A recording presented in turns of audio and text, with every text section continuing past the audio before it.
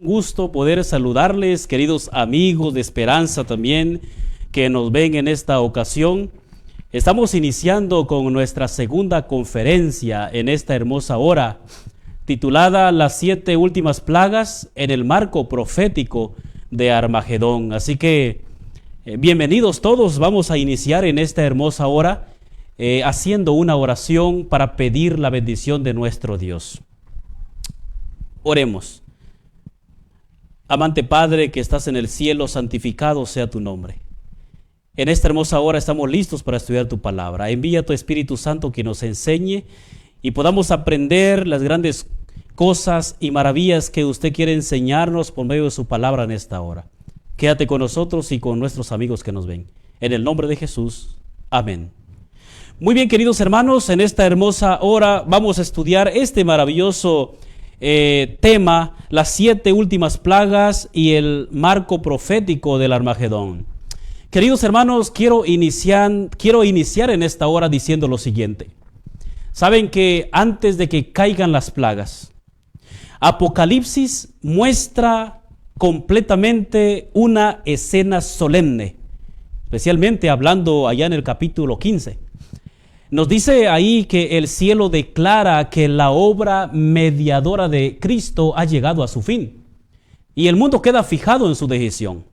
Pero bueno, vamos a leer el texto bíblico donde nos menciona esto y vamos a ir rápidamente a la palabra de nuestro Dios que se encuentra ahí en el libro de Apocalipsis. Recuerden que nuestro libro de texto es Apocalipsis, especialmente el capítulo 16, 15 y 16, donde estamos estudiando esa temática. Apocalipsis capítulo 15, versículos 5 al 8, vamos a leer ahí y vamos a extraer algunas cosas interesantes. La Biblia nos dice, queridos hermanos, lo siguiente. Dice, después de estas cosas miré. He aquí fue abierto en el templo, el cielo en el templo del tabernáculo del testimonio. Dice la Biblia, queridos hermanos, he aquí fue abierto en el cielo el templo del tabernáculo del testimonio. Subrayen esa parte. Y del templo salieron los 7 ángeles que tenían las 7 plagas.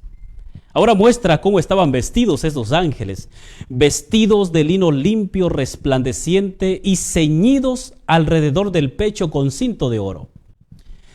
Y uno de los 4 seres vivientes dio a los 7 ángeles 7 copas de oro, llenas de la ira de Dios, que vive por los siglos de los siglos. Versículo 8. Y el templo se llenó de humo por la gloria de Dios y por su poder. Y nadie podía entrar en el templo hasta que se hubiese cumplido las 7 plagas de los 7 ángeles. Queridos hermanos, en estos textos podemos destacar algo muy importante. Número 1, nos dice Juan que él vio abierto en el cielo el templo del tabernáculo del testimonio.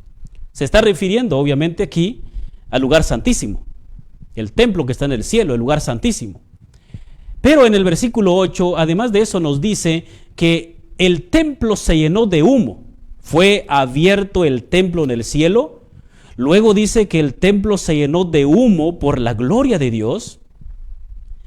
Y dice, nadie podía entrar en el templo hasta que se hubiesen cumplido las 7 plagas de los 7 ángeles. Ahora, queridos hermanos, algo muy interesante que podemos nosotros notar en estos textos es que cuando el templo se llenaba de humo o de la gloria de Dios, nadie podía entrar a interceder.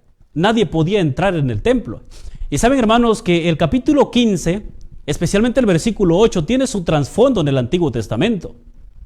Ahí, mis amados hermanos, la palabra de nuestro Dios nos dice en Éxodo, capítulo 40, versículo 34 al 35. Note lo que dice la Biblia. Entonces la nube cubrió la tienda de la reunión. Y ahí, queridos hermanos, la palabra de nuestro Dios nos habla algo muy, muy, muy bonito, claramente conectado con lo que dice el versículo 8, mis amados hermanos. Allí, queridos hermanos, la Biblia nos dice que el templo se llena de humo por la gloria de Dios. Y en Éxodo 40, 34, 35 nos dice que, hermanos, que También ahí la tienda de la reunión se llenó, dice, de la gloria del Señor. Versículo 35 dice, Moisés no podía entrar en la tienda de reunión porque la nube prácticamente estaba sobre ella y la gloria del Señor llenaba el tabernáculo. ¿Se dan cuenta? Que Apocalipsis capítulo 15, del 5 al 8, especialmente el versículo 8, tiene su trasfondo en Éxodo 40, 34 y 35. Ahí nos dice que cuando el templo se llenaba de humo o de la gloria del Señor, nadie podía entrar a interceder en ese lugar. Así que Apocalipsis presenta el santuario abierto. La gloria de Dios lo está llenando todo. Y una realidad clave, queridos hermanos, que podemos notar nosotros aquí, es que nadie podía entrar a interceder ahí en ese lugar. Esto, queridos hermanos, también tiene su trasfondo allí en el libro de Apocalipsis 22, 11 al 12. Noten lo que dice la santa palabra de nuestro Dios allí en ese versículo. Dice Apocalipsis 22, 11 al 12, que también está conectando con el cierre del tiempo de gracia. Dice, el que es injusto sea injusto todavía, y el que es inmundo sea inmundo todavía, y el que es justo practique la justicia todavía, y el que es santo santifíquese todavía. Y al final el versículo 12 nos dice, he aquí yo vengo pronto, y mi galardón conmigo para recompensar a cada uno según sea su obra. Queridos hermanos, este texto nos dice que llegará un punto donde el carácter queda definido de los seres humanos. El que es injusto siga siendo injusto. El que es santo siga santificándose. Y luego en el versículo 12 viene la recompensa. He aquí yo vengo pronto. La recompensa es tanto para aquellos que se prepararon para la venida del Señor, pero también hay una recompensa para los que no se prepararon. Vida eterna para los que se prepararon. Muerte eterna para los que no se prepararon. Por eso, mis amados hermanos, hoy debemos de tomar la decisión por Cristo, porque pronto, queridos hermanos, Cristo va a salir del lugar santísimo. Cristo va a salir de ese templo. Y la gloria de Dios se va a manifestar ahí, dice la Biblia, que por medio de humo, la gloria de Dios se manifestará ahí. Y nadie podrá entrar a interceder. Cuando Cristo salga, nadie podrá interceder, mis queridos hermanos. Por eso, hoy es el día en que usted y yo tenemos que correr a Jesús para aceptarle como nuestro Salvador. Para que cuando el cierre de la puerta de la gracia termine, nosotros quedemos ya definidos para vida eterna. Ahora, queridos hermanos, las plagas no son castigos impulsivos. Las plagas, queridos hermanos, no son castigos impulsivos, sino el juicio final cuando ya hubo luz para la gente. Cuando ya se le predicó a la gente, cuando ya se hizo llamado a la gente, cuando ya hubo oportunidad de salvación a la gente. Es ahí, queridos hermanos, que después de haber predicado el evangelio a todas las naciones, después de haber llevado el mensaje de los 3 ángeles a la gente, a los seres humanos, entonces viene el juicio de Dios manifestado por medio de las 7 últimas plagas. Amós capítulo 3 versículo 7, ahí nos dice la Biblia, porque no hará nada Jehová el Señor sin que revele su secreto a sus siervos los profetas. Cristo Jesús, queridos hermanos, Él no hace absolutamente nada sin antes llamarle la atención al ser humano al arrepentimiento. Saben, hermanos, el conflicto de los siglos describe el cierre de la obra de Cristo en el santuario celestial. Y saben, hermanos, el conflicto de los siglos ubica las escenas finales como un tiempo donde ya no hay mediación visible. Cristo ya no está en el santuario celestial. Y el conflicto entonces se intensifica hasta la liberación del pueblo de Dios. Saben, hermanos, que después de que Cristo salga del lugar santísimo, a veces creemos que Él nos va a abandonar, que porque no hay intercesión ya en el lugar santísimo, Cristo ya no estará con nosotros. Queridos hermanos, San Mateo capítulo 28, versículo 20, Jesús nos dejó una promesa maravillosa. Y esa promesa es: yo estaré con ustedes todos los días hasta el fin del mundo.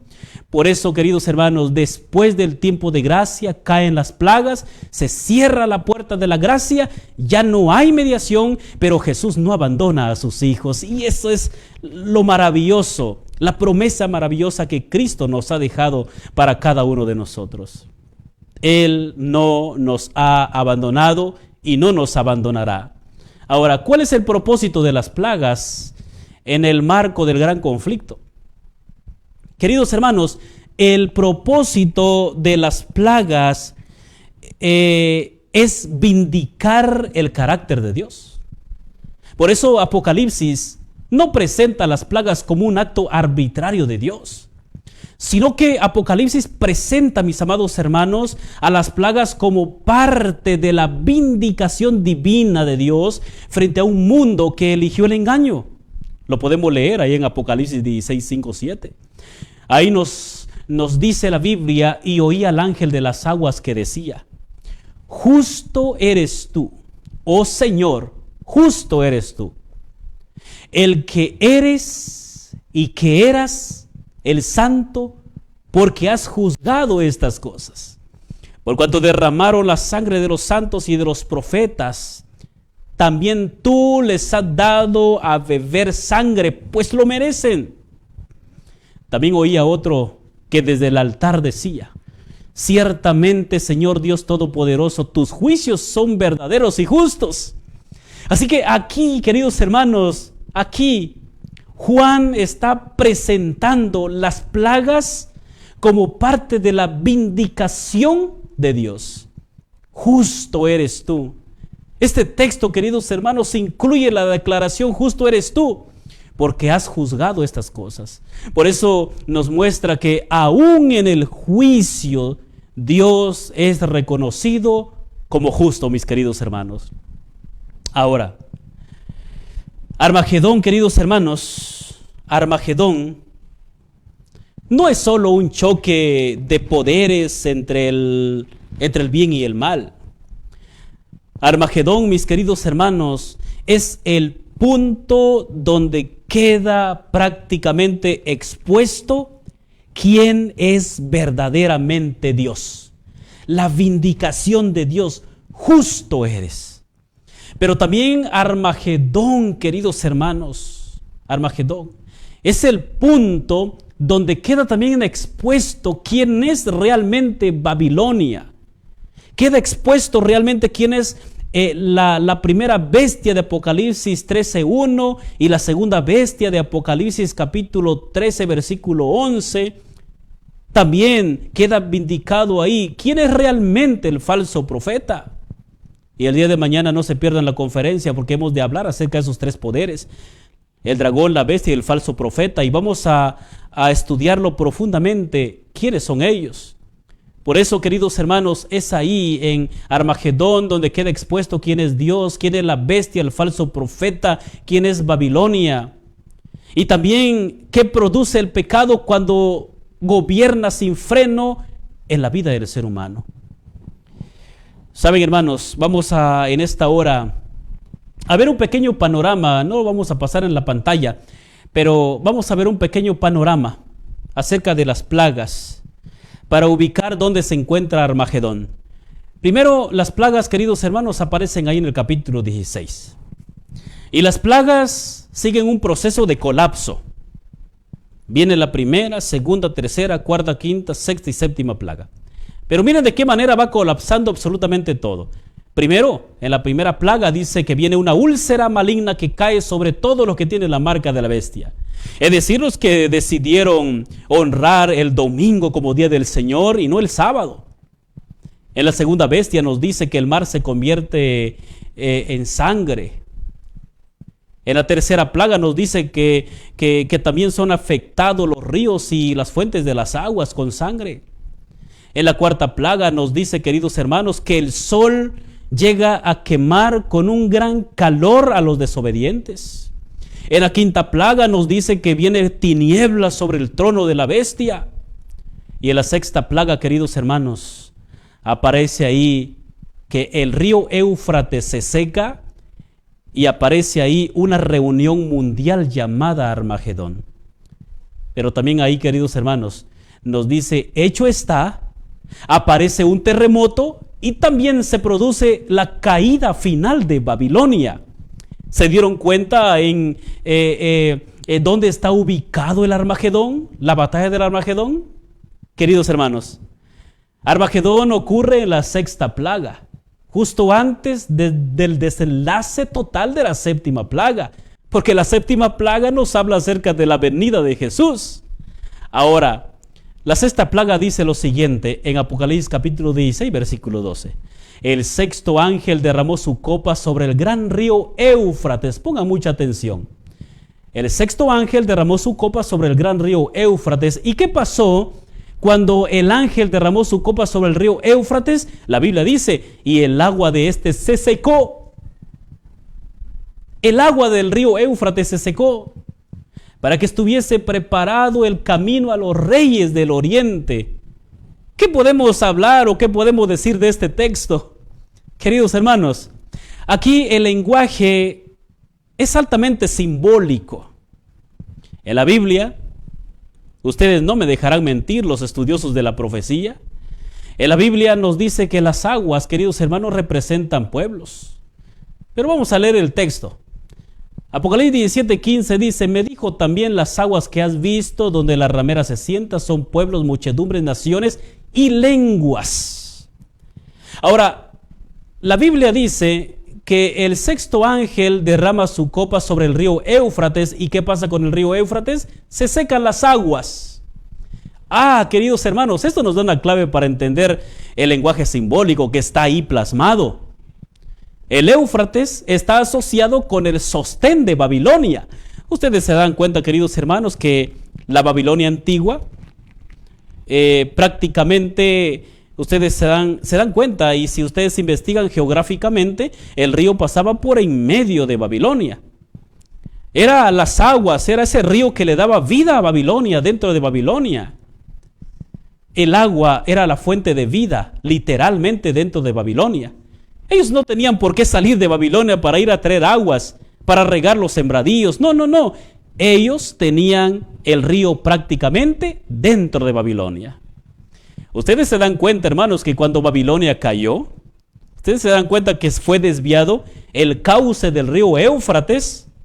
Hablando en la historia antigua, el río Éufrates prácticamente fue desviado el cauce, y las aguas se secaron, y fue por ahí que entraron prácticamente los soldados, ¿verdad? Los soldados de Medo-Persia, de los medos y los persias. ¿Para qué? Para poder prácticamente tomar Babilonia. Babilonia cayó porque las aguas literales se secaron.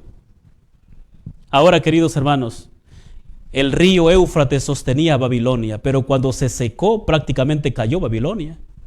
También, si lo pasamos ya al ámbito espiritual, hablando de Babilonia espiritual, ya en Apocalipsis, el secamiento de Babilonia espiritual apunta también al debilitamiento del soporte que sostiene a Babilonia espiritual y a su sistema.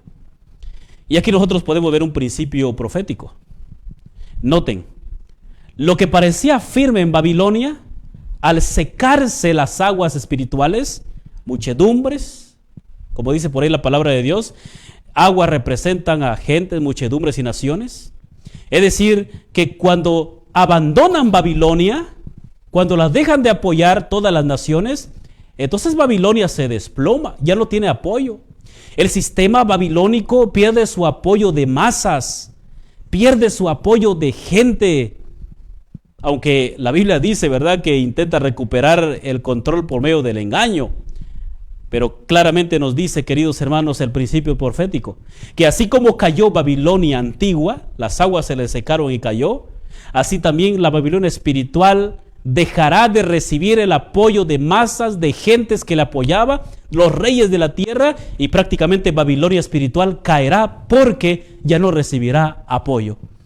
Ahora, si ustedes quieren leer la caída de Babilonia, lo pueden leer ahí en Apocalipsis 18, específicamente todo el capítulo pueden leer, pero específicamente en el versículo 9 al 19. Ahí ustedes notarán de qué manera Babilonia caerá. Ahora, No podemos dejar fuera los tres espíritus inmundos. No podemos dejarlos. Porque estos tres espíritus inmundos, hermanos, son el mecanismo que reúnen al mundo.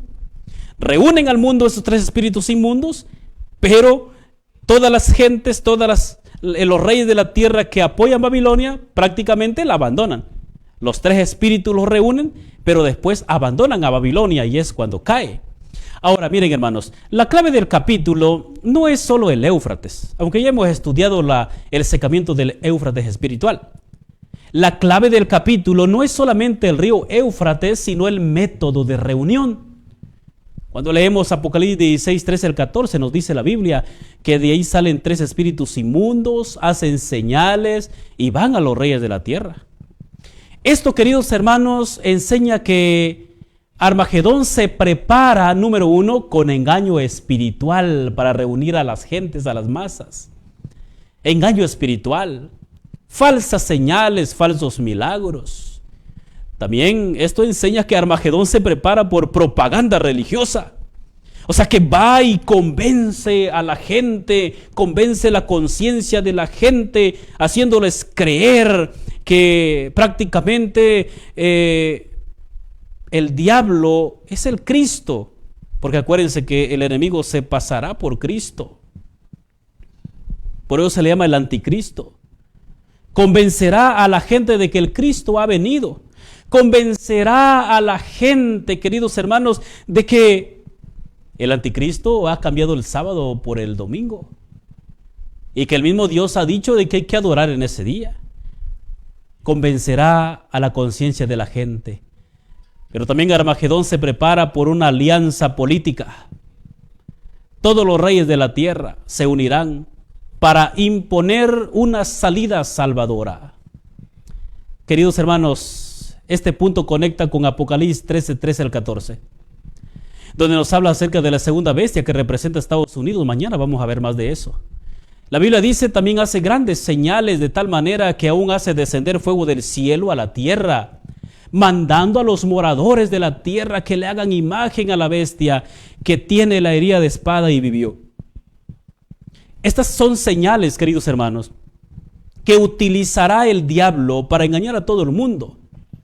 Apocalipsis, hermanos, se conecta también con Segunda de Tesalonicenses, porque Segunda de Tesalonicenses también nos habla acerca del anticristo que vendrá haciendo grandes milagros. Vamos a leerlo. Segunda de Tesalonicenses 2, 9 al 10 dice: inicuo, cuyo advenimiento es por obra de Satanás, con gran poder y señales y prodigios mentirosos, y con todo engaño de iniquidad para los que se pierden por cuanto no recibieron el amor de la verdad para ser salvos. Hermanos, vendrá un poder engañoso haciendo señales mentirosos, con el propósito de engañar y unir a todo el mundo. El dragón, la bestia y el falso profeta, queridos hermanos, trabajarán juntos. ¿Para qué? Para unir prácticamente a todos los reyes de la tierra, gobiernos, líderes de denominaciones cristianas. ¿Para qué? Para reunirlos para la última gran batalla en contra de los verdaderos hijos de Dios que guardan los mandamientos. Ahora, en la sexta plaga, queridos hermanos, también nos habla de algo muy maravilloso. En pleno desarrollo del Armagedón, es decir, de la sexta plaga a la séptima plaga, aparece un versículo maravilloso, el versículo 15 de Apocalipsis 16, y nos dice: he aquí yo vengo como ladrón, bienaventurado el que vela y guarda sus ropas. Hermanos queridos, esto es crucial en el momento de mayor presión. El pueblo de Dios necesita en este momento, número uno, vigilancia espiritual, consagración completamente a Dios. Número dos, fidelidad práctica. Decimos que guardamos los mandamientos, pero no solamente lo digamos con palabras, lo practiquemos en nuestra vida diaria. Y número 3, pureza de vida. Por eso Apocalipsis 3, 4 al 5, especialmente el versículo 18, nos dice que debemos de guardar nuestras ropas blancas. 3 cosas debe de tener el remanente para poder enfrentar el Armagedón: vigilancia espiritual, consagración, fidelidad práctica y pureza de vida, queridos hermanos. Pureza de vida. Por eso Armagedón no se enfrenta con miedo. Armagedón no se enfrenta con temor. Armagedón se enfrenta con preparación de carácter y dependencia total de Cristo, mis queridos hermanos. Y saben una cosa, me llama mucho la atención lo que Cristo dijo allá en Juan 15:5. En Juan 15:5 dice la palabra de nuestro Dios: yo soy la vid, dice Jesús, vosotros los pámpanos.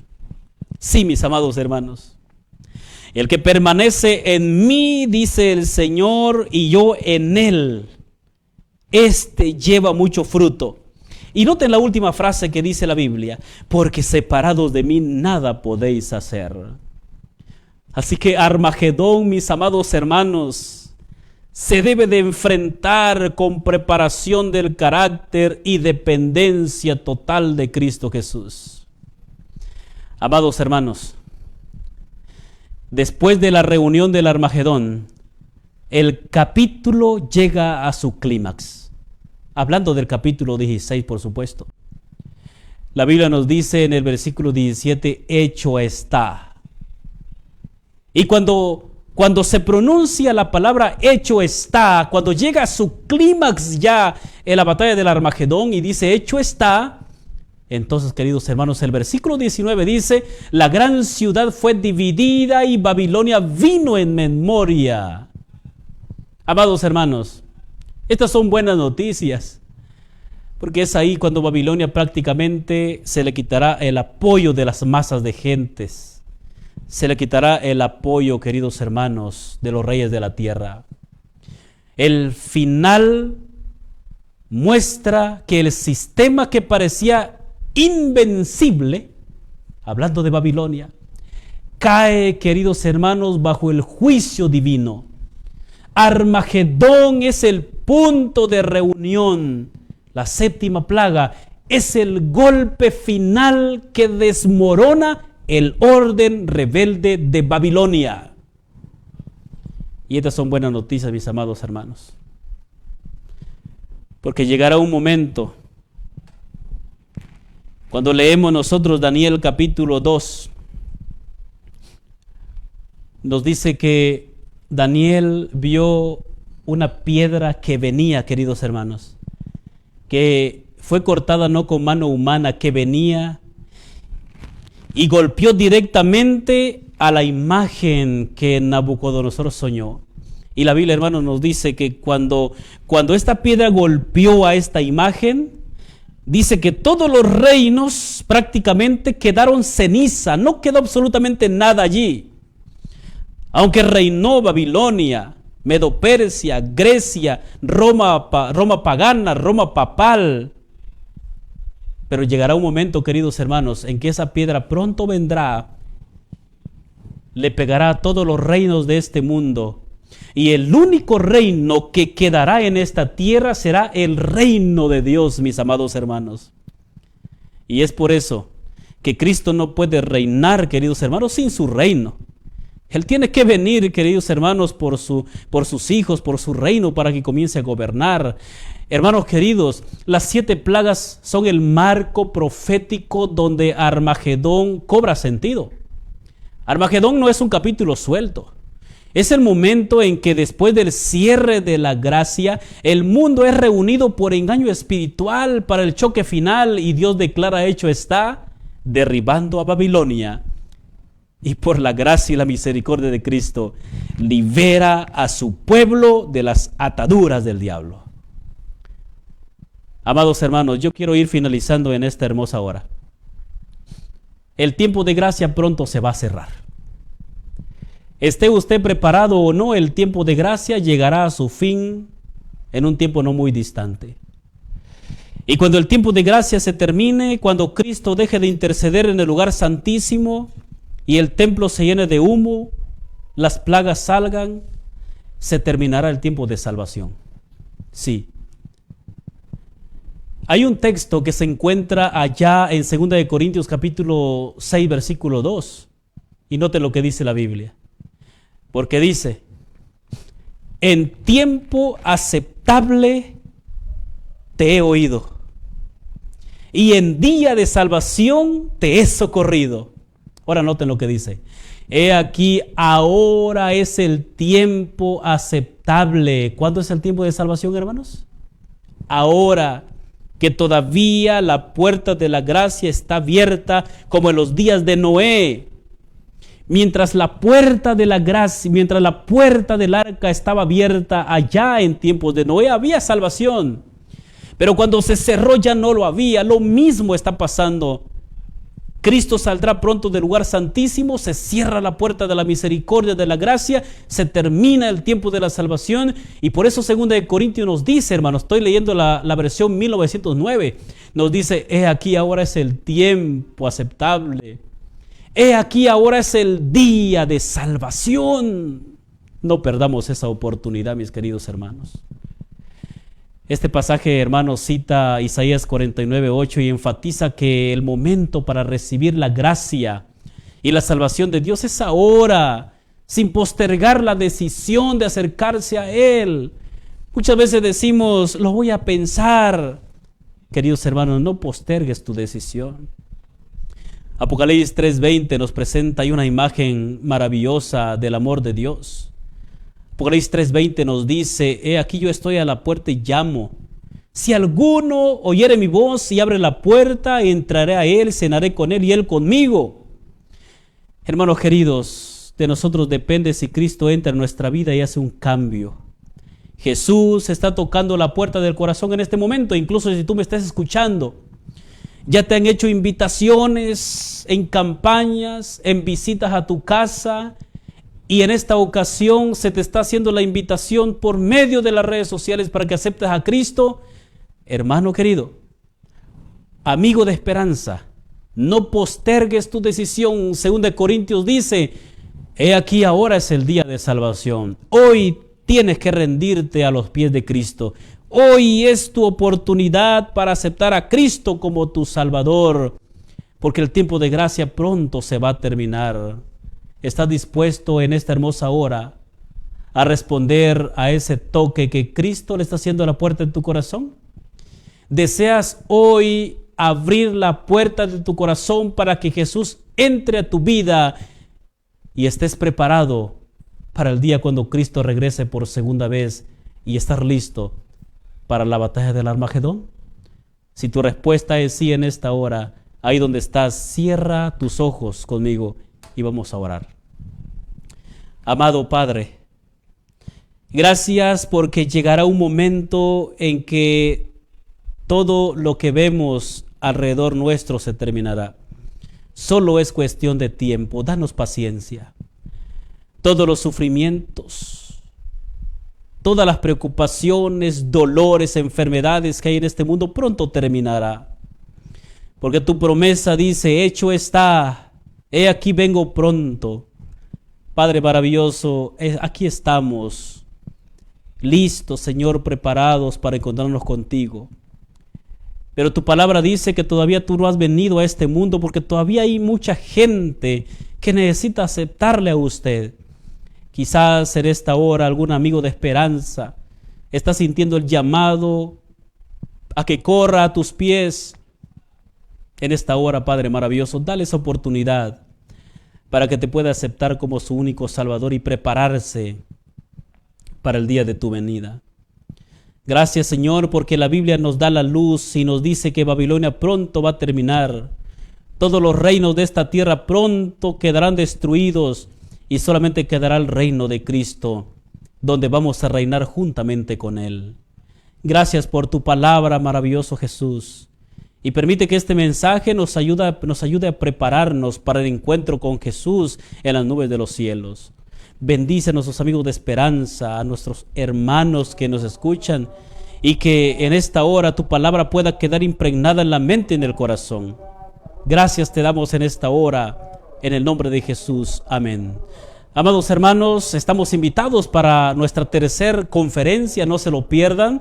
Estaremos viéndonos el día de mañana a las 7 de la noche con nuestra tercera conferencia. Muy importante el tema que mañana vamos a estudiar. Dios le bendiga. Recuerden, el Señor te ama. Te envío un fuerte abrazo. Bendiciones a cada uno de ustedes.